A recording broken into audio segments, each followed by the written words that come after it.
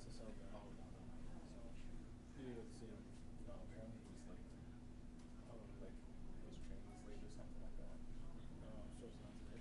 No, he showed up late. Tom just gonna stay later. He's already staying. So nothing should change. Except he's staying later.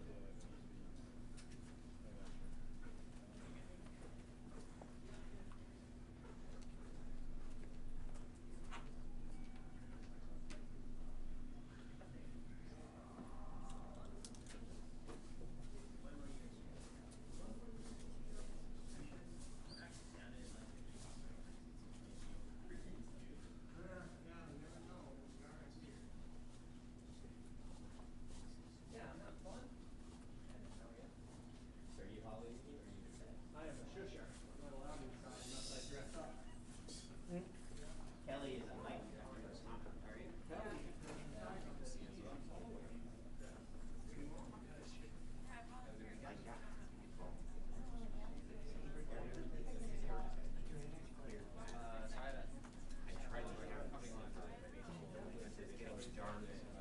mom and dad are away. They've been doing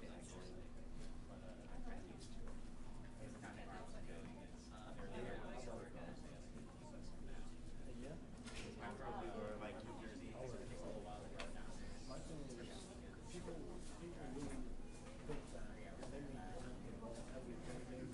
They don't mean that literally. I feel like so people try to say certain things. Street and stuff like that. Like that.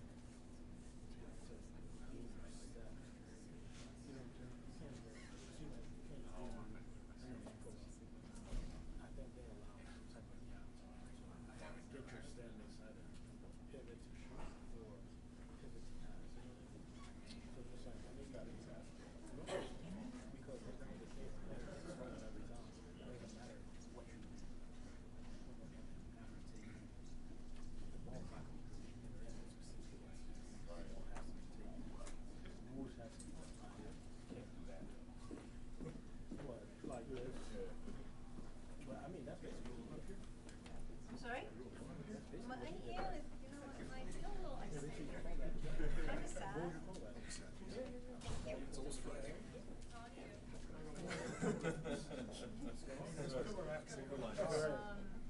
I appreciate the stretch there.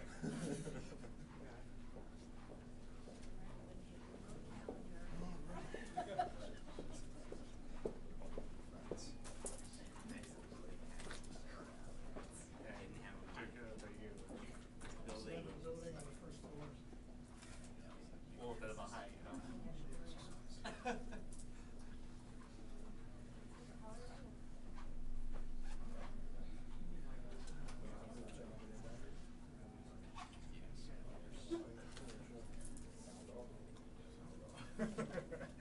All right, everybody, just a reminder, make sure that your badges are hidden. Appreciate that.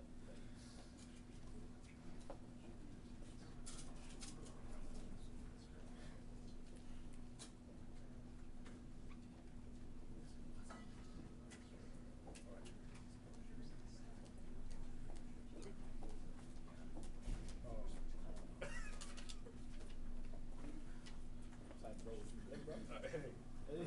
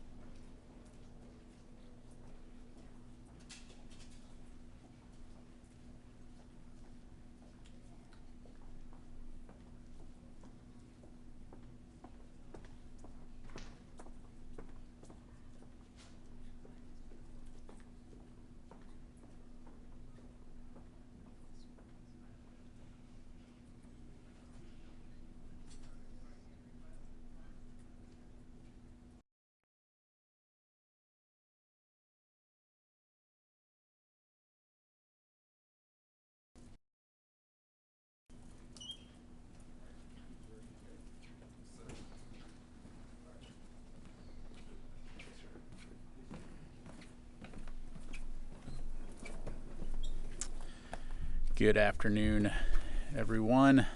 Just a few things at the top, and then we'll get right to your questions. So just to recap, as you know, Secretary Austin traveled to Fort Bragg, North Carolina on Friday to visit with service members, DoD civilians, and their families, and to thank them for what they do for our country and to learn about what's on their minds. As the home of the Airborne and Special Operations Forces, the base is one of our nation's foremost power projection platforms, and the Joint Force at Fort Bragg and the families and community who support them represent a critical national security asset and an important warfighting capability. During his visit, Secretary Austin met with soldiers and families from the 82nd Airborne Division, visited Hampton Primary School, which is part of the Department of Defense school system, spoke with troops in the 3rd Brigade Combat Team of the 82nd Airborne Division, where he previously served as brigade commander, and met with Army and Air Force ROTC students at Fayetteville State University. During his discussions, the Secretary emphasized how proud he is of our service members, DoD civilians, and their families for all they're doing to defend our nation, and highlighted his continuing commitment to supporting our troops through the department's Taking Care of People initiatives. On Saturday, Secretary Austin then delivered the keynote address during Fayetteville State University's commencement, where he discussed the value of service to the nation and the impact that public service can have both inside and outside of the military. The speech is posted to the DoD website. On a related note, I can announce today that Secretary Austin will deliver the commencement address at the U.S. Naval Academy's 2023 commencement ceremony in Annapolis, scheduled for May 26th. Separately, Secretary Austin will brief the Senate Committee on Appropriations tomorrow on the President's fiscal year 24 budget request as it pertains to investing in U.S. security, competitiveness, and the path ahead for the U.S.-China relationship. Secretary Austin will join Secretary Blinken and Secretary Raimondo to speak on the department's efforts to address the PRC pacing challenge in lockstep with our partners across the administration and in Congress, as well as in cooperation with our international allies and partners. The Secretary looks forward to briefing congressional members on this critically important topic. Switching gears, the Department of Defense and National Telecommunications and Information Administration have jointly expressed our support for a State Department proposal delivered last week to the Inter-American Telecommunications Commission, or CTEL, which calls for opening the 3300 to 3400 megahertz band for 5G mobile services within the Americas region. By State Department submitting this proposal, the U.S. government is seeking to protect critical operations and capabilities while also use of the 3300 to 3400 megaband or megahertz band for 5G mobile services by countries that wish to do so. The proposal will be discussed during CTEL's upcoming meeting in Mexico City on May 22. Electromagnetic spectrum access in all bands remains essential to DoD operations as we conduct our national security mission worldwide, and additional information will be posted to defense.gov later today. And finally, to update you on U.S. training efforts of Ukrainian armed forces, I can confirm that the 31 M1 Abrams training tanks have arrived at Grafenwehr, Germany, in preparation for subsequent training of Ukrainian tank crews. Those crews are expected to arrive and begin training within the next couple of weeks. As we've discussed previously, this extensive training program for Ukrainian crews and maintainers is intended to prepare them for their critical roles ahead in effectively operating the M1 tank and defending the Ukrainian people. And with that, we'll take your questions. We'll start with Associated Press, Lita Baldor. Thank you. Two things, if you could, Pat. One, can you just update us on the troops' arrival at the border, at the southern border?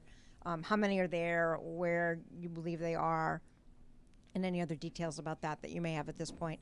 And secondly, on the Middle East, Persian Gulf, can you tell us whether or not there are going to be additional DoD military assets sent to the Gulf, Strait of Hormuz region? Are we talking about ships, aircraft? Can you give us anything to put a little meat on the bones of what the White House said Friday about either additional assets, or is it just additional rotations or additional patrolling? Can you just help us out on that? Absolutely. Thanks. So on your first question, in terms of the southwest border, as of today, we have approximately 550 active duty troops that have arrived at the border. We do anticipate that another 950 will be arriving no later than 5 June. And so the predominant number of those troops, as I understand it, are in El Paso, although CBP ultimately will be the ones to determine their disposition since they're there to support CBP. In terms of the Strait of Hormuz and the White House statement on Friday, really, Lito, what it comes down to is that the U.S. will increase the rotation of in-theater assets patrolling the Strait of Hormuz with the intent of bolstering our vigilance and our presence at this location and this maritime choke point. These assets will include manned and unmanned aerial platforms, as well as surface naval vessels from the Navy, the Coast Guard, to help enhance our maritime surveillance. In fact, as I understand it, the Fifth Fleet over the weekend on Sunday posted some imagery from a P-8 Poseidon patrolling over the Strait of Hormuz with personnel from the U.S. And various regional allies and partners. And then we continue to very actively coordinate with our regional partners. For example, Fifth Fleet commander spoke to his French counterpart on Saturday to discuss opportunities for the U.S. and France to collaborate in increasing our patrols. Quick thing on the P-8s. Do you expect the U.S. would be able to send additional P-8s there? That was one thing that I thought might have been an option. Yeah, so no announcements to make right now in terms of additional assets moving into theater. Again, the focus right now will be on increasing the rotation of the in-theater assets, but certainly if and when we have anything new to announce, we'll do that. Thank you. We go to next question. Quiet group today. Yeah, we go to Chris. Thanks, Pat. On May 11, NORAD intercepted 6 Russian aircraft off the coast of Alaska. Well, NORAD noted they did not see that as a threat. They did note that there were large-scale U.S. military exercises occurring in Alaska. Does the Pentagon view this as a provocative action on behalf of the Russians? Just to make sure I understand, you're asking about a Russian exercise? The Russian flights in the Alaska Air Defense Identification Zone that NORAD announced over the weekend that had occurred last week that they intercepted. Yeah. Right. So we conduct exercises all the time, obviously, and so no, we don't view our exercises as a Russian flight near a U.S. exercise. Now, I think the NORTHCOM statement speaks for itself. Again, it's not the first Russian flight, probably won't be the last. NORTHCOM responded appropriately. If I could just ask a second question. Secretary Austin sent the letter to Senator Warren on the nomination hold, warning this could become a critical issue. Has the Secretary spoken to Senator Tuberville about this since then? I don't have any specifics to provide other than to say that the DoD does remain in contact with the Senator's office. Thank you very much. Yes, ma'am. To go off Chris, though, is it not the first Russians to go right on ADZI during one of our military exercises? It's not the first for them to fly by, but during a large military exercise, I believe around 10,000. I don't have an answer to that. We'll have to look into that and come back to you. Thank you. You come over here to Will. Thank you. Does Britain's promise of cruise missiles and long-range UAVs affect or change U.S. calculations regarding providing longer-range fires to Ukraine? Thanks, Will. No, it doesn't. As we've said all along, we're going to continue to stay in active discussions with Ukraine, with our allies and our partners on what their most urgent security assistance needs are. As you know, we have provided a wide variety of capabilities to include things like artillery, air defense, armor, ammunition, and we'll continue to do that going forward. And then kind of building off that, Ukraine has kind of made a renewed push for Western warplanes again.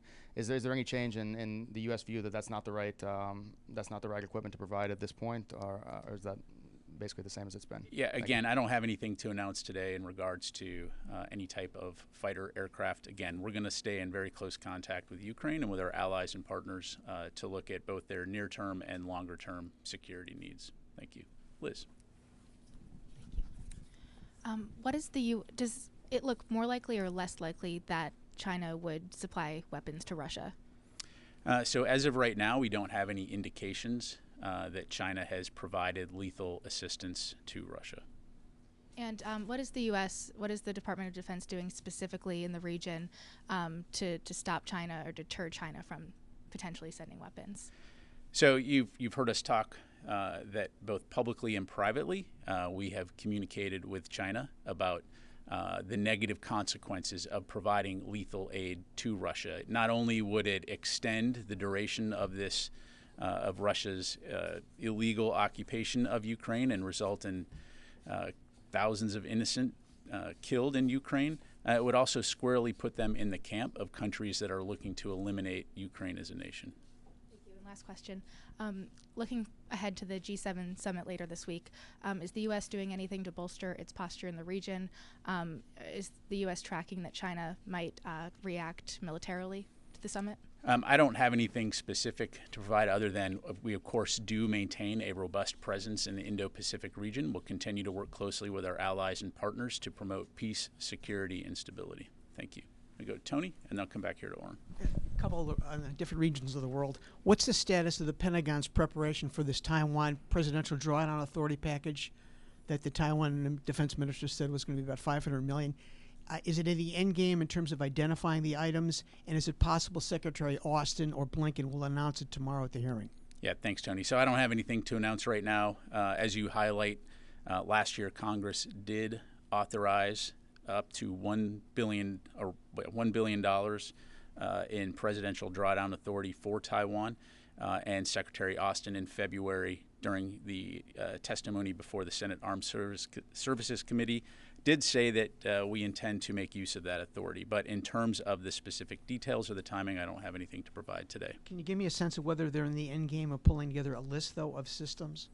I don't, not from the podium. Okay, other part of the world, Graf and we're 31 tanks. Why doesn't the U.S. just keep those tanks there for the Ukraine to use in their spring offensive rather than reconfigure 31 in the United States and ship over there? So as I understand it, a couple things. First of all, these tanks are intended specifically for training. Don't necessarily have the capabilities that they would need to go into combat. So the tanks that we will be providing to Ukraine are going through the refurbishment process right now. They will be updated, upgraded, and prepared for exportability to Ukraine. And because we're doing this concurrently, we will be able to provide those tanks to them in the fall timeframe to get them into Ukraine before the end of the year. Persian Gulf, in layman's language, increasing rotations. Does that mean rotating ships in on less than maybe 6 or 5 or 6 month schedules? What it means, Tony, is that we are going to use the United States along with our regional partners. We're going to continue to use the capabilities that we have to step up our presence and ensure that we are seen and that we are actively communicating, that we will work together to deter any type of aggressive behavior. What about the use of unmanned vessels over there? The Navy declared full operational capability for this famous Task Force 59. Will any of those drones, water drones, be used possibly in the Strait of Hormuz to help patrol? Yeah, as I mentioned, we'll be using both manned and unmanned assets, and so U.S. Central Command will use the full complement of capability that we have resident in theater to support this effort. Thank you. David. So understand how increased rotations means increased presence. Are you really, what are you talking about? Just an increased op tempo? Increased operations tempo. Think of it about we're going to increase the patrols in the neighborhood to ensure that we are seen and that Iran clearly gets the message that we will not stand for this type of aggressive behavior. And again, it's not the United States by itself. We're working closely with our regional partners. Thank you. So it will all be done by the forces currently there? Correct. Okay. Let me go to Orrin.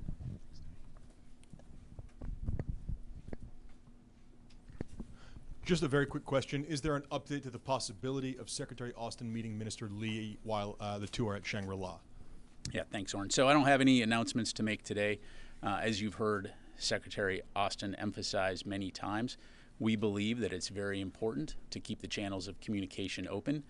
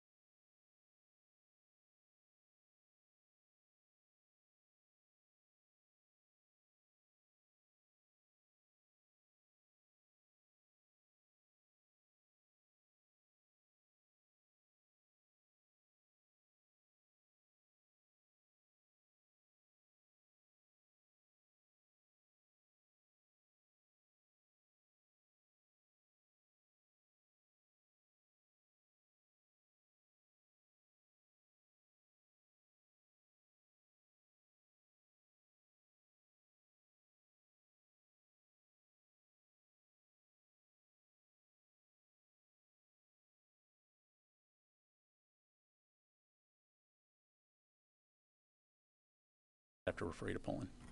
Okay, thanks very much, everybody. Appreciate it.